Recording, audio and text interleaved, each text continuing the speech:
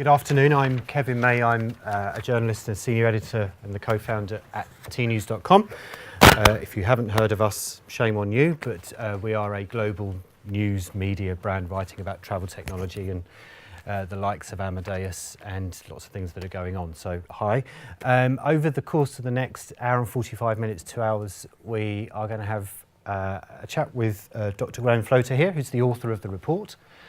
We then have a panel, which my colleague Sean O'Neill, who's the editor-in-chief of Tnooz, is going to run, and then we can have some audience Q&A at the end of it. But first of all, I'm delighted to have Graham here, who spent quite a lot of time himself and his colleagues putting together the report. There is a copy of the report for everybody. I think most people seem to have one in their hands, so please don't start reading it right now, but take it home and read it on the tube or when you get home. And we're not going to go through, obviously, page by page of this, but we're going to draw out some of the themes over the course, as I say, of the next hour and 45 minutes and hopefully send you away with food for thought. So, Graham and Gianni mentioned this. It's titled The End of the World as We Know It, and he was glad that there was a question mark put on the end of it. I mean, obviously, a wonderful nod to the REM song of the same name. I don't know if that was deliberate or no, but that you've kind of put a slightly negative slant on what's going on anyway by saying it's the end of the world as we know it. Would you say then it is the end of the world as we know it, and what do people need to do to avoid the end of the world for them? And let's talk about the industry perspective first of all. Okay, thanks, and thank you very much for having me here today. And I hope everybody enjoys reading the report. Yes, when we come to the title, it is not the end of the world as we know it. There are many things that will continue as we understand them today that are familiar to us. But I think one thing is changing right now that is different. It feels different. And that is that there is a consumer revolution going on.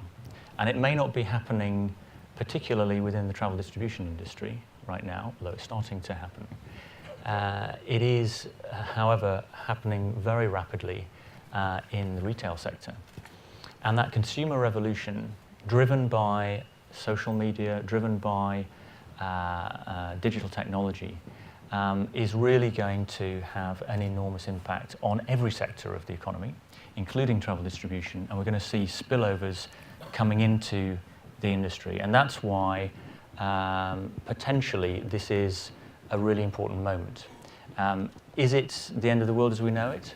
Perhaps not, but it is certainly no use thinking back over the last 10 or 20 years of how things have been, because things will change and they'll change quite rapidly.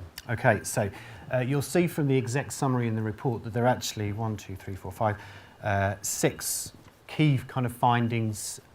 We talk about consumer expectations, meta OTAs, and the distribution industry becoming a technology industry, contractual relationships and partnerships and things like that, and the sharing economy. But we are going to focus specifically in our chat here around this idea of the rise of the gatekeepers, which by your definition, which I'm going to ask you to talk about, is not the gatekeepers within the industry, it's other gatekeepers. So Graham, can you give us your definition of who the gatekeepers are and who they may well be in the future?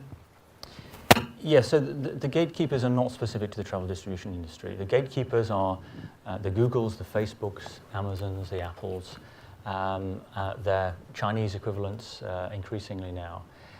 These are the really big IT giants who increasingly have the ability to control what we as consumers and citizens see and do. And that power is growing. Why is that important? It's important because they are the interface between the consumer and pretty much any business these days in any sector. And for the travel distribution industry, of course, that's going to have enormous ramifications because of that power that they have. And that power is also going to grow over time. On a scale of 1 to 10, how worried about these gatekeepers should an airline be, for example? 10 being, I should be terrified, and 0 being, okay, well, it's fine.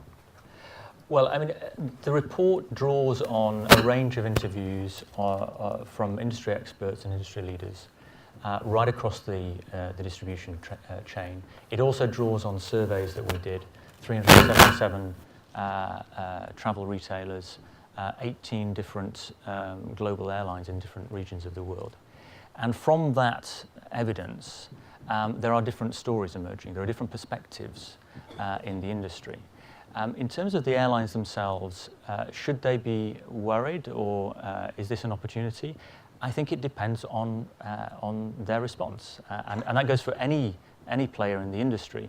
If they respond shrewdly and they understand the power of the technology and what this means for the future, then I think there are opportunities. However, for those in the industry who don't understand that quickly enough, then yes, of course, there are going to be threats and risks. So I liked your phrase there, responding shrewdly. How, let's explore that a little bit more. How should an airline or a hotel, but airlines specifically, respond shrewdly to something like the power of Google? Well, I mean, I think we're going to have to see how this plays out over the next 10 years. But at the moment, we know that there are certain relationships within the value chain between airlines and the global distribution systems, with the travel retailers, the online travel agents, for instance, that are really growing in power themselves in the value chain. And so, it's going to be challenging for anybody to predict precisely what is going to happen over that period of time. But I think what is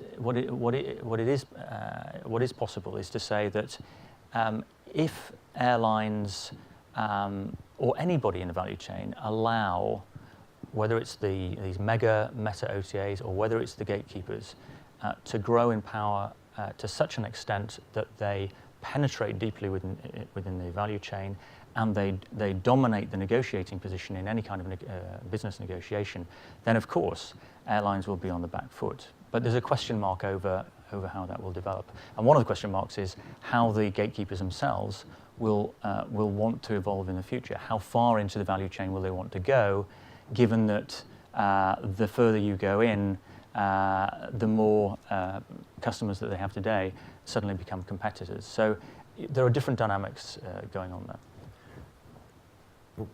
We're kind of talking about the gatekeepers in a slightly pessimistic way, that they are not the embodiment of evil or anything like that, but that they are a negative influence. Some may say, well, these gatekeepers are just providing a mechanism for people to come through to suppliers, to intermediaries, because in the case of Google, it dominates search. In the case of Facebook, it dominates social media.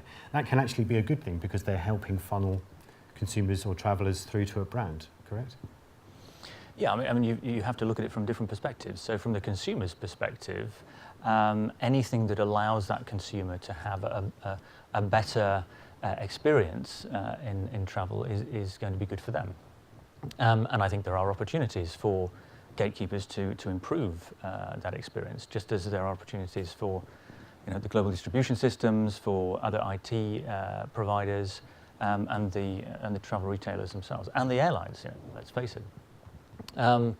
So I think yes, we don't necessarily have to think about this as being negative. I mean, there are positives as well. I think what the industry though has to think about very carefully is about how the different relationships and the power relationships within the value chain change over time. As I say, nobody can predict exactly how that's going to play out. But I think those industry players who are not prepared for rapid change and for some of these changes in power relationships could find themselves on the losing side rather than the winning side. But as I said before, there are opportunities out there for everybody, particularly for those who understand shrewdly how to go into partnerships not only with other individual players, but actually across the industry. And one of the big messages from the report is that unless the industry as a whole gets together in terms of better collaboration, as I think Gianni mentioned at the beginning, we're going to see more complexity, more confusion, and in fact, it's something that could put off the consumer. So actually it makes the consumer's life more difficult, more complicated, rather than improving their experience. Collaboration is an interesting one, and people always talk about, oh, we need to collaborate more because it would be beneficial to the industry, but the industry is naturally incredibly competitive.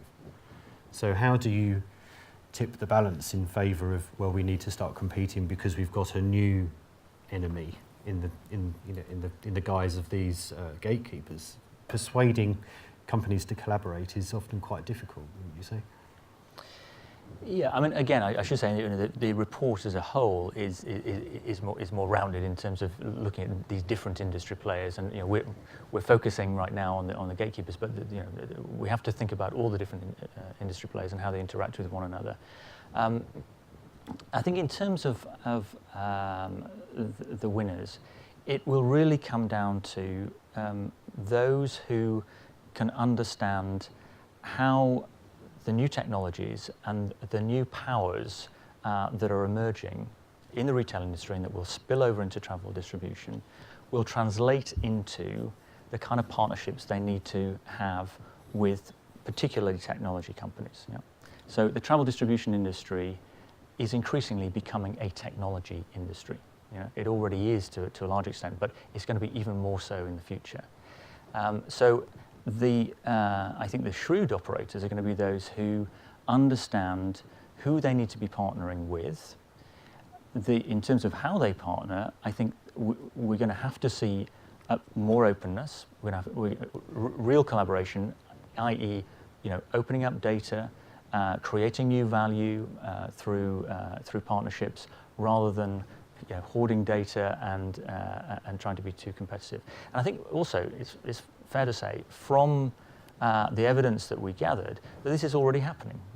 The old days of the contractual relationship between bilateral relationships in the value chain, all the way up the value chain, which still exist today, of course, are starting though to evolve more into conversations that aren't just every 3 years you sign a contract. They're more about how can we help one another. Because if we can come together at different points in the value chain, we can all gain from that. Okay, so our friends and hosts here today, Amadeus, would probably describe themselves as a technology company rather than a distribution company. So that is one. The GDS community is starting to say that it's moving that way. So, but specifically, what do you sense the role of the GDSs like Amadeus is going to be going forward from here? Yeah, I mean, it's a difficult one, isn't it? Because when we look at the industry, it's easy to compartmentalise different functions. Global distribution systems, technology companies, online travel agents.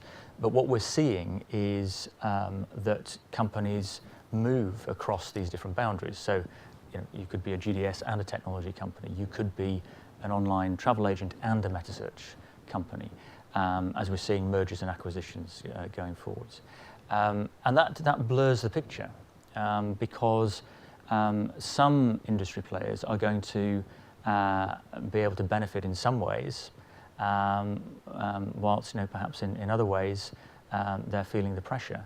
I think those companies that have a broader range of value to offer, on the one hand, could find it difficult, but on the other hand, could use that to their advantage because they can see both sides of the equation. And I think that could be the case for GDSs. You could also say that's the case for a number of different players in the industry. I wonder, and maybe some questions will come up later on when we get to that section, but I wonder whether people in the audience and those in the outside world would wonder if the gatekeepers are perhaps not the large, at the moment, the gatekeepers aren't the large technology companies. They are, and you referenced it a second ago, companies that are starting to have multiple types of brands. So the obvious one is the Priceline Group, which has Booking.com as an OTA, and it has Kayak as a meta search engine. So I wonder if the industry is more worried about those people than they are the likes of Google and Facebook, possibly. Well, I think, traditionally, of course, we've had some very clear relationships in the bilateral relationships in the value chain that everybody's familiar with. Airlines and the global distribution systems, and the travel agents, and the airlines, and so on. The hotels as well, which is a slightly different market, but we go into in some detail in the report. I think when it comes down to it, that these traditional relationships are going to start to be broken down because of technology. And when it comes to the gatekeepers, because they haven't traditionally been in that value chain, what we found talking to a very, very large range of people in the industry is that on the one hand, there's a generally broad understanding of the importance of gatekeepers and also the importance of technology, and that this is going to have an impact on the industry. That is clear. You talk to pretty much anybody in the industry, they accept that. What I think is interesting, though, is that quite a lot of people seem to underestimate the speed and the scale of this potential impact. And I think that is something that is changing. And I think the role of the gatekeeper in terms of how they create that interface between the consumers and everybody else is not something that is traditional to the way of thinking in the travel distribution value chain. And I think that's what's changing. And there's going to have to be a realization of what that means. And it will come in through other technologies as well. It will come in through virtual assistants that we'll be using with our phones. It will come in through virtual reality, where we will be in our own space. It will come through messaging and chat rooms where we're talking to our friends. More and more, we will be, as consumers, less aware of where we are being taken in this digital world, in this virtual world. And that produces an enormous power difference between those who can control it and those who can't. Referencing something that Gianni said, at the front of mind always is the consumer, the traveller. If you are a consumer and a traveller, and as you said just then, you're being funneled in different directions, presumably the traveller doesn't care as long as they have a nice holiday. Well, that's right, absolutely. I mean, there are two different perspectives here. From the consumer's perspective, it could be that technology, and let's face it, it should be the case, that technology increases their enjoyment of the experience. And that in fact, we predict that travel distribution is no longer going to be, in 10 years' time at least, it may take some time, but eventually it will not be about simply buying an airline ticket on a particular airline to go from A to B. It will not be about booking a particular hotel. It will be about the whole experience that comes together. And that's not just about what we see today, to some extent, the airline ticket and the hire car and the hotel. It's much, much broader than that. It's about where you eat when you're on holiday. It's about the theatre that you go to. It's about your experience in the airport and what you buy there. All of this could potentially come together. And that means that for the consumer, yes, there are enormous opportunities. For the industry and those who are the incumbents in the industry already, it could be a very different story, of course. So there are those two different perspectives. What is clear is that those who are already in the industry, if they don't understand that this is the way that the retail industry and the digital world is going, then they're going to be left behind. Okay, so one of the things that we've discussed already before we started today was this idea about loyalty and brand loyalty. Do the gatekeepers, as they are, do they reduce brand loyalty because they are the ones that are at the top of the funnel, and often travellers choose on price? So if they're just, if Google, for example, is just showing things based on price, do we think that extra power that the gatekeepers are potentially going to have reduces loyalty to brands at the other end, suppliers, airlines, hotels, etc.? Well, we see this in other sectors, that there has been a certain erosion of brand loyalty with the younger generations, because they see the world in a very different way to the way we, my generation, older generations, see it. So that is already happening. Having said that, brand loyalty is not going to go away, and there is always going to be, I think, a significant proportion of customers who display brand loyalty. They tend to be those who are familiar with a brand in their local market, so it might be their local airline in their own country. What you do see, though, is that brand loyalty dissipating and diluting the further people travel, because they're not as familiar with the brand of the airline or the brand of the hotel as they go further afield in the world.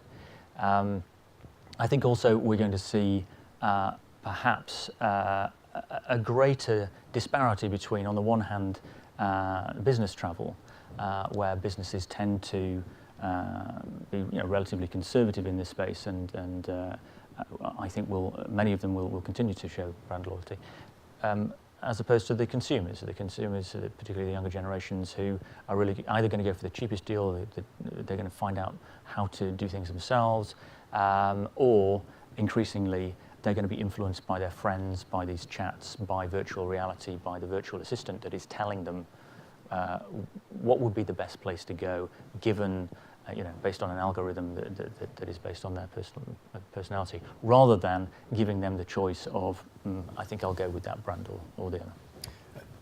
Are we likely to see more consolidation in the industry as a result of people just taking a look at the bigger picture, as it were, and reading your fine report and listening to what we say on Tnooz, etc., and saying, well, maybe we need to just figure out how we can not collaborate, but do something a little bit more substantial and start consolidating? In any industry, the natural tendency is to consolidate. Yeah. The only thing that stops consolidation becoming a monopoly is regulation. And that's why regulators exist. Regulators exist in order to provide a relatively fair playing field. Now, you might argue that they don't always get it right, but that's what they're there for. And they do prevent oligopolies and monopolies forming. But there is this natural tendency, of course. There is a tendency for those companies that are good at what they do and that are big to get bigger and bigger and bigger. And it's not unique to the travel distribution industry. It's just a fact of business life. So yes, consolidation will continue as long as it is below the threshold at which regulators say, well, enough is enough. We've seen quite a lot of consolidation already. You see it. We've seen it in the airlines, of course, over the last three decades or more. We've seen it in terms of the mergers between OTAs and meta-search companies, and that we predict will continue, which will give them more negotiating power. We see it in terms of the gatekeepers themselves, who are, of course, enormous and continue to grow. So right across the piece, GDSs as well. So in every sphere, I think we tend to see consolidation. Having said that, I think as well as regulation, there is one other factor that will play to smaller players, and that is that in a technology world, although there is an enormous advantage of being big, and in fact you have to be big to handle some of the complexity that's involved here, that simply couldn't be handled by small players. There are less market barriers for small startups to come in and to find niches where they can operate and where they can thrive. And I think as well as that, what we may see is that the larger players, the larger technology players, will tend to be more open in the future to bring these smaller players in and to use them, because ultimately technology and progress in any industry equals innovation. It's all about innovation, and one of the best ways that you can innovate in an industry is bring new ideas into your own company, but also draw on third parties and create new business models to to share value. And I think we'll probably see more of those business models as we go forward. One of the phrases that we use at Tnooz often is, the barriers for startups, the barriers to entry are incredibly low, but the chances of success are even lower because you do have to go up against what the industry would consider to be the gatekeepers, not the ones that you talk about, but the price lines and the expedience of this world. So that's just a comment rather than a question. I mean, just as we're coming up to the end here, I mean, who do you? And I suspect you're far too diplomatic to start naming brands, but who do you sense will be the overall winners and losers as we go forward here, and who stands to miss out on progress and growth and things like that? Well, I'm not trying to be diplomatic. I'm trying to be truthful when I say that I think there are opportunities across the board. In other words, I don't think there are necessarily groups of industry players, functionalities, that will be the losers or will be the winners. But I do think we'll see more of a disparity between winners and losers within each of those groups. In terms of the GDSs, I think there is a clear question about their future, and I think any GDS that is out there has got to ask themselves, are we going to embrace this new technology? Are we going to embrace new business models of sharing and partnership? And if we do, then not only will we survive, but we'll probably thrive. If they don't, then I think we could see trouble ahead. In terms of the travel retailers,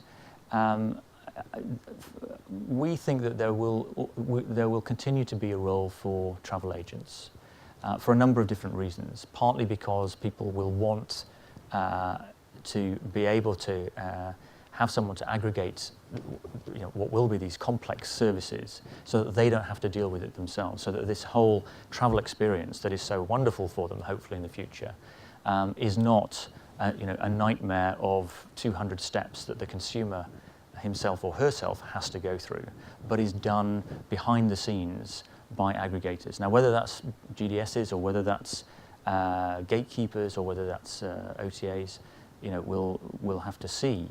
But I think there's always going to be some role for the booking functionality of the OTAs.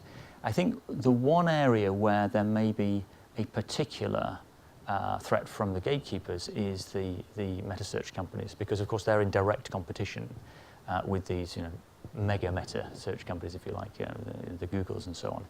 And I think what we'll probably see in the future is that there'll be pressure on one side on meta search companies from consolidation and power and greater competition, and on the other side an opportunity to integrate with OTAs to form these meta OTAs that we're already seeing through mergers and acquisitions, so that they themselves become greater, more powerful players, consolidated, who can play their part in the negotiations within the value chain. To end on a lighter note here, have you tried using a chat, or have you found yourself using a chat bot? One of the things that we've been talking a lot about on Tnooz this year is KLM is an airline that's tried it. Some of the meta search engines are using AI and chatbot technology within Facebook Messenger, for example. Have you tried it? What do you think? Yeah, I mean, I think with any technology in the early stages, it's. I remember. It wasn't very good, is what you. I remember using video technology. Was it 20 years ago? And everything was fuzzy and jumped about, and we thought it was amazing to be able to talk to a friend on the other side of the planet, but it was really, really awful to use. And look where we've come now. So, to be honest, I wouldn't focus on what technologies can do today and how good they are today, because we really are going to see an enormous change. Virtual reality, virtual assistants, just two examples where this is really going to revolutionize the way we behave and the way we use technology, and it's not going to take 10 years to happen. It's going to happen very rapidly over the next few years. Just on virtual reality, do you see it more as a marketing mechanism rather than anything else from once you're actually in destination, for example, if you're a traveller? Well, again, you know, for years, people have been talking about virtual reality, and the reality has been that it hasn't been particularly interesting. Let's face it. But again, we're on the cusp now, and if you look at the gaming industry right now, there is an enormous explosion of users of Facebook, of Sony, of various other technologies of virtual reality in gaming. We're already seeing experiments in the US and elsewhere where virtual reality is about what you feel. You wear suits. You can actually feel what is going on around you. The environment changes around you. It's not just about putting on a pair of goggles. Now, if it gets to a point where it starts to change the way you think as an individual, just as the way, as you're searching on the internet today, your choices are increasingly shaped by algorithms without you even realizing it. And you know, up pops a suggestion that, oh, that's interesting, and you go in a certain direction. Yeah? I think once we get to the point where we as people, as humans, start to forget or actually can't even see the seam between reality and virtual reality, then I think anything will be possible, actually. So it won't only be about marketing. It won't only be about, oh, you happen to be walking through a rather nice exotic place and then you want to go there. It may even be about chatting to your friends on the other side of the planet as you're having a pina colada on the beach somewhere else in virtual reality, talking about what your next purchase is going to be. So I don't think we really fully understand the potential of virtual reality because it is such a new world that could completely revolutionize the way we behave. Certainly a few years ago, there were brands such as TripAdvisor that created augmented reality apps. So you were encouraged to get your phone out or your tablet, and then you hold it up towards Big Ben and the Houses of Parliament, and little arrows would come in and tell you what you're looking at, which, you know, if you don't realise that you're looking at Big Ben and you need a device to tell you, that's a bit worrying. But I think when they withdrew that app because they said it was just too early, people weren't comfortable with the technology. They were just feeling their way around it. So, you know, I guess it's small moves early on, and then we'll start to see other things come down the line. I think that's right, and also we have to recognise that, you know, throughout history, it's the young generations that pick up new technology and new ways of doing things. For those of us who are rather older, we've learned how to use a PC. We've learned how to surf on the internet and click onto web pages. For the younger generations, particularly in places like China, they're never going to experience that because they don't have to. You know, they'll be talking into their phone as they're walking along and doing everything that way. They will not use a click in their lifetimes. You know, websites will just become obsolete. So we've got to remember that younger generations are often the ones who really drive change, and we've got to get inside their heads as customers and consumers as much as understanding the potential of the technology that's going to be out there as well. Okay, so to reference the REM song again, it's the end of the world as we know it, but I feel fine, yes? Absolutely. Okay, Absolutely. right, let's have a round of applause for Graham here.